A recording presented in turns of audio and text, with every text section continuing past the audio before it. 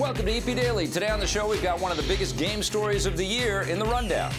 Plus, the Rocket and Ray Guns continue with the best Xbox One game. And then you can't stop the Rocket and Ray Guns because we've also got Best Sports Game. Also coming up, Scott is confused about cosplay at Comic-Con and much more today on EP Daily. Brought to you by EB Games. I'm your host, Victor Lucas, bringing you the latest in everything cool every single day. Now, remember, we are off the air on City and G4 Canada at the end of 2015. So if you like what we do here at EP, the best thing that you can do is go to our YouTube channel. That's at youtube.com/EPNTV. Like some stuff, comment on it, watch some videos, but most importantly, subscribe. Now, here is your rundown. This year, the gaming industry was on the verge of a total change in reality. Pretty much every game company started to embrace virtual reality in 2015. Following the buzz around the Oculus Rift, Sony announced Project Morpheus, now known as PlayStation VR. HTC is teaming up with Half-Life developer Valve for the HTC Vive, and Microsoft is working on the HoloLens augmented reality glasses. All the big game developers have already announced titles for the various VR gadgets. We still don't know exactly how much the devices will cost, but expect them to be in the range of $200 to $500. Most of them will begin hitting stores in spring 2016. Oh my God.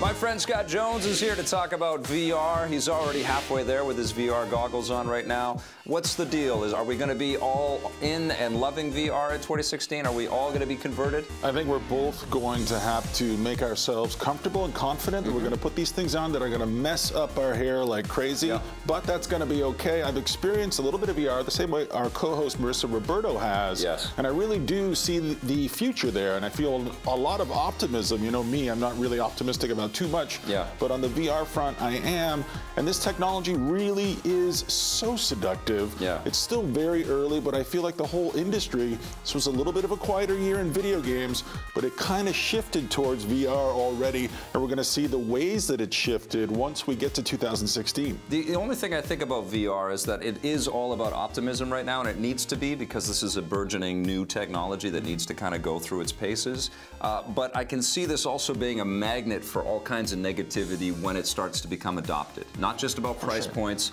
not just about all kinds of new gadgetry in your house, but I think the isolation, I think, is going to become an issue for a lot of people. And I think it's going to feel like you're encroaching on people's privacy whenever you come into a room and they've got VR headsets on. What it's going to force developers to do is slow down and tell more thoughtful, more carefully realized, fully realized stories. That's what's exciting to me. This is going to be a slower experience, at least initially, but then it's going to evolve maybe in 6 months or a year. But at the start, it's going to be all about stories and how we tell them, and that's what I love. The next year is our transition year, and so I don't know how it's going to shake out. I don't know what kind of stories we're going to be making. I don't know what kind of stories the rest of media is going to be making. But I think it's going to be very interesting. It's going to be a landmark year. Yeah, it's also a little bit strange that we're also heading into another platform war, you know, which is really crazy. All right, but it's time to move on to a different kind of war. We have to continue with the Rocket and Ray Gun Awards. Welcome back to EP Daily, and we're here to talk about Best Xbox One Game of the Year. I'm joined by some of my favorite people in the world, and we're here to talk about The Witcher 3, Wild Hunt. We have Batman Arkham Knight, Ori and the Blind Forest, Rise of the Tomb Raider, and of course, Fallout 4. I should have listened to Mama Murphy all along. Jose, let's start with you. I know what you've been playing. I love me some Fallout 4, but again, like with the PlayStation category, it was Bloodborne was that exclusive game, right? And then this is like Rise of the Tomb Raider. It's only exclusive until next year when it comes out on the other stuff. I had a great time playing Rise, but I mean, Fallout 4, man, I love that world. I love blowing things up. I love little mini nukes, and I love collecting stupid bottle caps and collecting all this stuff so I can build a huge settlement for all of my people to keep them all happy. I'll give you electricity. I'll give it to you. I try my hardest. I just had so much fun playing Fallout, and I played a lot of it on the Xbox because I just got my PC. So I'm gonna go back and play it again, but I'm giving it to Fallout 4. I have a feeling you're gonna be playing this to like next year when we do these awards again. Yeah. Sure. How about you, Steve? What do you think? Well, I mean, I love me some Fallout. I love all the games in this category, but I feel like with Bloodborne, Rise of the Tomb Raider is kind of the standout exclusive, even though it's coming on PS4 next year. But I think it was definitely the Xbox One game that I enjoyed the most this year. So it's Rise of the Tomb Raider for me. It's amazing. All right, 1-1. How about you, Raju? I think that I'm going to go with Rise as well. I do think that because it is exclusive now, but I also think it's probably the most coherent experience out there. And probably, compared to all these huge games, it is very linear, yes, and it has tombs. It has tombs. But I really enjoyed it, so I'm going with that. I agree with the exclusivity points for Rise of the Tomb Raider for sure, and I want to give my vote to that, but I can't really because I spent most of my time with Fallout 4 on my Xbox, and this is the exact category I wanted to give my nod to for Fallout 4 because this is the platform that I feel like you should play Fallout 4 on, which is why it belongs here and why it should get the award. It does seem to run better on the Xbox One than on the PlayStation 4, For which sure. I think is kind of interesting. I haven't had any issues. I've been playing Fallout 4 on Xbox One. I loved Rise. I burned through that and finished it, but I also just deleted it as soon as I was done. It's like, okay, it beat, gone. Fallout 4, I'm never going to delete. Right. It's a game I'll probably be playing forever, and I can't wait to see what kind of DLC madness Bethesda's got cooking for us. My vote's for Fallout 4. I feel like a lot of people are going to be playing Fallout 4 all through Christmas, too. Yes. So we have 2-2 right now. Scott? I never agree with Victor Lucas or anyone really, but I'm agreeing with him on this front. I think Fallout 4 is for sure the game to play and the game to get. You just kind of keep chipping away at it. You don't have to consume it in one sitting. It's a game you fit organically into your lifestyle. Like you just find your Fallout hours to put in every day. You go back to it. It's not a... And then you take a break from it, too. Yeah, you take a break sometimes and you step away from the world. Actually playing Fallout 4, I went back to Fallout 3 again. I feel like I'm still obsessed with this world. It's so literate, it's so intelligent, it's full of so much emotion. I know it has problems, but this is the platform to play it on. So you're going to play it backwards now and play through the whole anthology? I'm going backwards again, yeah, sure, why not? What about you, Ben? I feel like you're right about playing Fallout 3, because when I was playing Fallout 4, I thought I was playing Fallout 3. Yeah. Sick burn, dude. I downloaded the wrong code. Maybe that's what it was. No, I mean, obviously Fallout 4, a great game. All these games, they're great. I personally would actually like to vote for Ori and the Blind Forest because I love exclusives. That's what I want to vote for these platform categories. Like, these other games are all awesome, but I don't know why I would pick this platform over the other. Fallout 4, if you have it on a PS4 or an Xbox One, you're going to have a great experience. So for me, I like to go with exclusives with platforms, and really it's Ori and the Blind Forest for me. I know it's the smallest game here, but it really did affect me, the same way Marissa had mentioned. It really gets into your heart. That first 20 minutes, oh my God. And then I played it twice, I beat it twice. I loved the way the abilities work into it. Even though Rise, beautiful game, really the one that connected with me most is Ori, gets my vote. I know how you feel about that, because I was thinking about Ori, but then at the end it just got so frustrating. So I'm going to have to go with Rise of the Tomb Raider for this one. But it seems like Fallout 4 wins the category. As I live and breathe. Oh, it's really you. So congratulations, Bethesda, Fallout 4 for Best Xbox One game. Now stay tuned because we're going to talk about Best Sports Games and Best RPGs. This episode of EP Daily is brought to you by Collective Minds, the makers of the PS4 Cool and Charge stand and the Xbox One Media Hub, available at EB Games.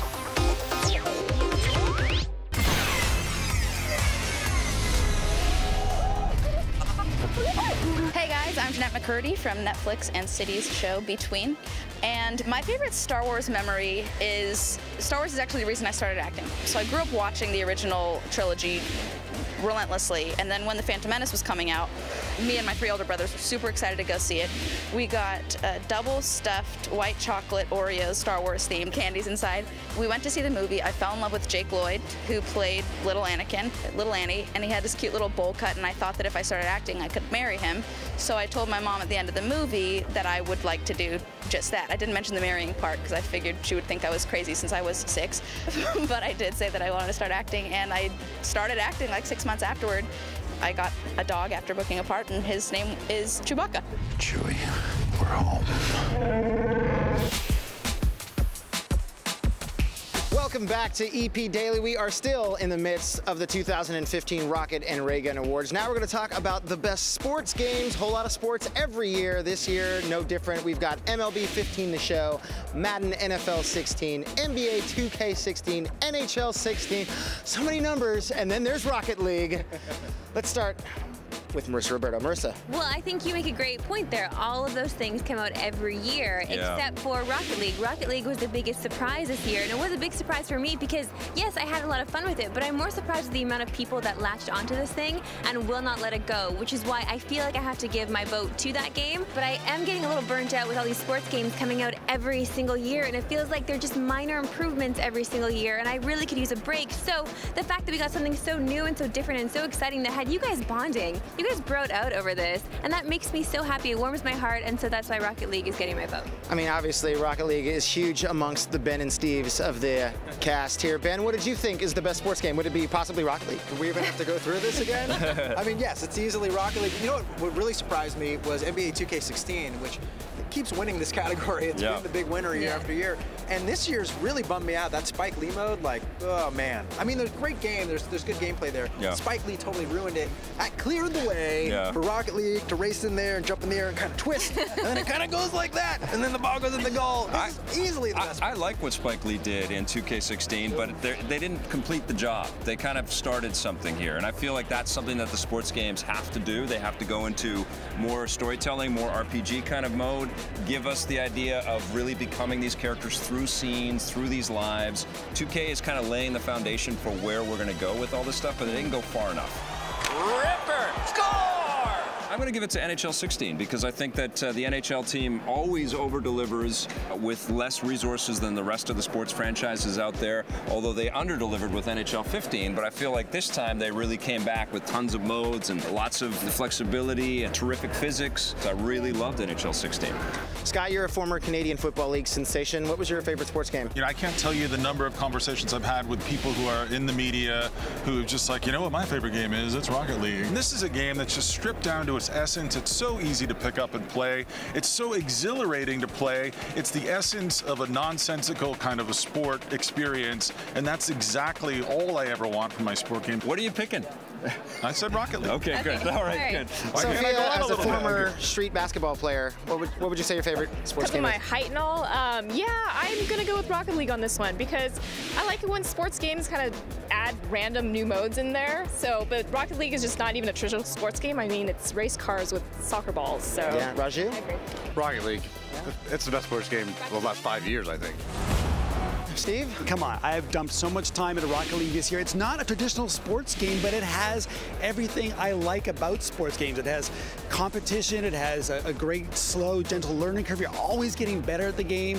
The matches are so intense. It's like infinitely new. I play it again and again. People say, well, it's just like cars in a soccer ball. How can you play this so much? Because every game is different. Something wild and new happens every game, and you just get better at it. Well, it's the only game on the category without a number except for number 1 in our hearts, and that's why Rocket League gets the Rocket and Ray Gun for Best Sports Game. Now we're jumping in to Best Role-Playing Game, another huge list of awesome, long games to play. We've got Pillars of Eternity, Xenoblade Chronicles X, you got Fallout 4, you got The Witcher 3, and then Undertale. And let's start with Sophia. Sophia, what's your favorite RPG? Oh man, this is a tough one because I love RPGs, and Fallout 4 is kind of not really my traditional RPGs. I'm usually really into Japanese RPGs. Xenoblade was just a little bit too complicated to get into, and I couldn't get into it. But at the end of the day, I think if I just had to pick a game, I'd just go back to Fallout 4. As you can see, we're in a bit of a mess here. It's a popular game this year. Vic? Fallout 4 for me, absolutely. Marissa? The Witcher 3 Wild Hunt. Raju? Fallout 4. And absolutely, I think it is absolutely the best game of this category. And like how much time that I have sunk into it and still want to go back to that wasteland. Fallout 4. Nice. Scott Jones. As bad as I think shooters were in 2015, I feel like RPGs really took off this year in a big way. It's Fallout 4 for me. Ben Silverman? This is a category for me this year, and I think this is really a two-horse race between Fallout 4 and The Witcher 3. Well, The Witcher 3, I had no expectations for. I barely played the first 2 games, and what CD Projekt Red managed to do with this game, not only did they create my favorite open-world RPG of the year, but they elevated themselves into the rare air of BioWare and Bethesda. It's a huge story, yeah. Incredible thing to do for a developer that had been hacking away at this series. For me, The Witcher 3 Wild Hunt, far and away my favorite role-playing game. Brilliantly said. I'm with Ben. Fallout 4 is an amazing achievement, but The Witcher 3 is the better game. It is the best RPG of the year. What's this offer? Got a contract for me? Obviously, The Witcher 3 was such a great game, but Fallout 4 just narrows it out because I'm giving it my nod as well, and I'm going to give it a Rocket and Ray Gun Award for Best RPG of 2015. Sir, these things you're saying, these terrible things, I believe you need a distraction. And then we're going to jump into fighting games. There weren't a whole lot of fighting games this year. Maybe two, but I mean, Mortal Kombat X was probably the best fighting game of the year, so we're going to give that a Rocket and Ray Gun Award as well. Fight. And we're going to come back with more EP Daily right after this. This episode of EP Daily is brought to you by Collective Minds, the makers of the PS4 Cool and Charge stand and the Xbox One Media Hub, available at EB Games.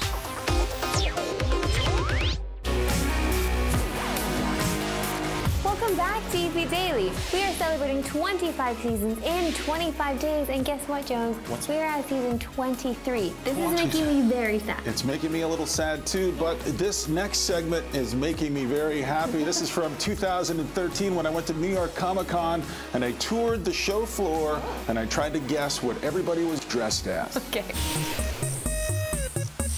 I am venturing onto the floor of New York Comic Con 2013. Now, you know me, I don't always know all the names to all the characters on the show floor. So today I'm going to head out there, try and guess who everybody is. Standing right next to me is the Wild Man, and over here is Crazy Man.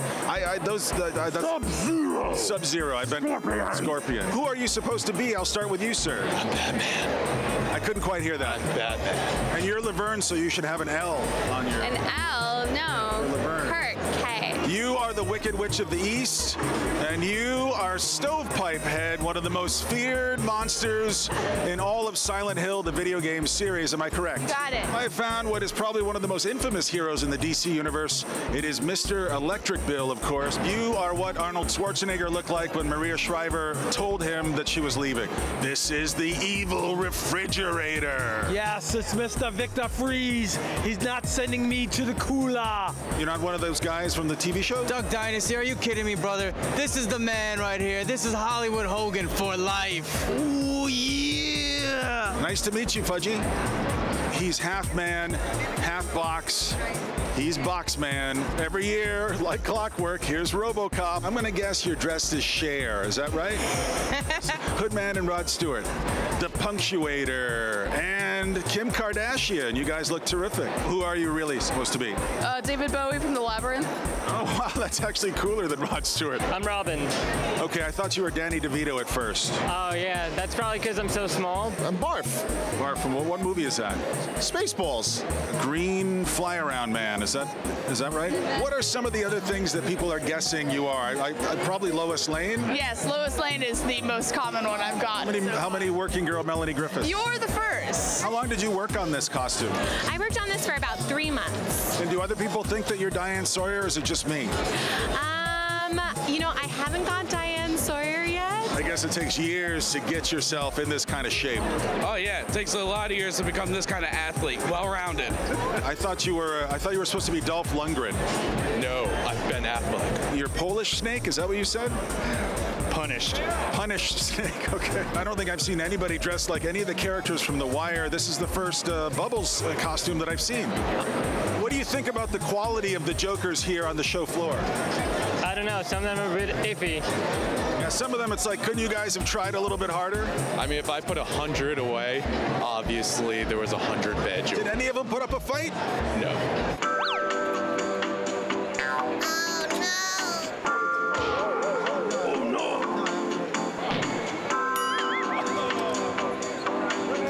Everybody has a little Sailor Moon on the inside that they should let out on the outside like you've done here? Oh, totally. Finally, after a couple of wrong guesses, I found Rod Stewart. Do you think I'm sexy? I want to love you. It's about time we know the truth. Get a load of this guy. He came dressed as Kevin Bacon. Nice try, buddy. No, I actually am Kevin Bacon. Well, this is awkward. So at Comic-Con, we always have Superman, we always have Batman, and of course, someone came dressed up as Method Man. I can't believe this. It's so lifelike. Dog, I am Method Man. A little behind behind-the-scenes trivia for you. I actually did know who the Master Chief was. He's the tall guy, 7 foot tall. He's got the green helmet. Right, okay. A little more behind-the-scenes info for you. Scott was really proud of that story, and he showed me like 15 times when it aired. No, you watched it like 15 times when it aired. Okay, go to sleep. Don't go anywhere, because after the break, we've got your Twitter question of the day. If you want more EP, go to our website, epn.tv, for bonus content and full episodes. We're also on Facebook and Twitter.